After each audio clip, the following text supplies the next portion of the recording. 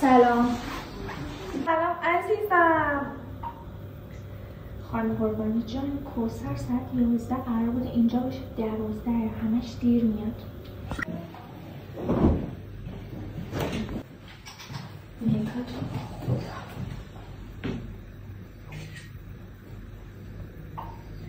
خانم قربانی جان، این پتوی کوثر همه چیزو همینجوری ول میکنه میره. من دیگه نمیدونم، خودتون میکنید. خب عزیزم چی؟ فقط یه دونه جوشه، مگه چیز خاصیه؟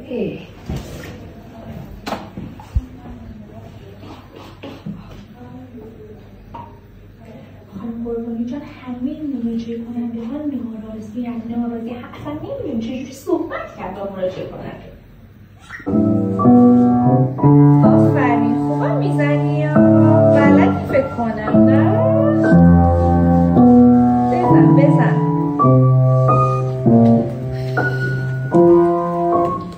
خانم قربانی جان، این کوثر دست پیانو شما زد. من دیگه نمیدونم چی بگم.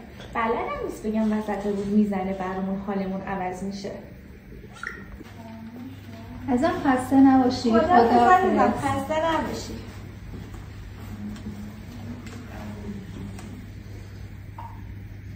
خانم قربانی جان، کوثر نه تنها دیر اومد، زودم رفت. من دیگه واقعا نمیدونم چی بگم.